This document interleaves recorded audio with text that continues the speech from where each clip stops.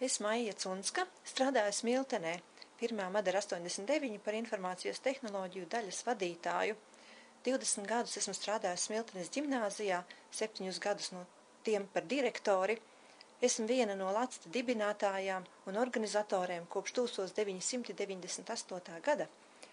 LACTA ir rudens laiks, kad ražu novāc gan dabā, gan informācijas tehnoloģiju lauciņā.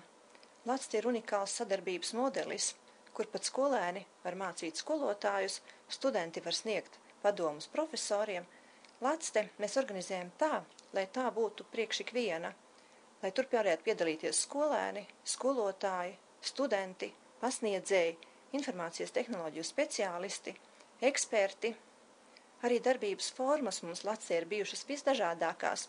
Ir bijušas lekcijas, konferences, publikācijas, semināri, kursi, praktiskas nodarbības, ir bijuši multimēdiju laboratorijas, ir bijušas internetu lasītavas, ir bijuši tehnoloģiju šovi, pat informācijas tehnoloģiju tuneļi, ir bijuši arī konkursi, un tikai un vienīgi LACTA ietveros notiek 2 īpaši konkursi, vienu no tiem atbalsta sabiedrība Tilde un pasniedz izcila pedagoga, arī LACTA dibinātāja Tāļa Bērča piemiņas balvu un stipendiju labākajam skolotājam informātikā.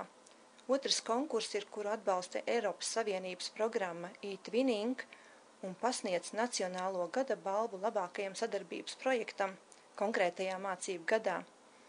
Mums LACTA ir arī savi ilglaicīgi atbalstītāji, un mēs visi gribam pateikt lielu paldies Microsoftam, Tildei, Lielvārdam, Latvijas Universitātei un konkrēti neklātienes matemātikas skolai, Rīgas Tehniskajai universitātei un konkrēti tālmācības studiju centram, datorzinību centram, Lattelekomam, pašvaldībām, tajās pilsētās, kur parasti LACTA notiek, Ventspils digitālajam centram, datorzinību centram un visiem mūsu draugiem.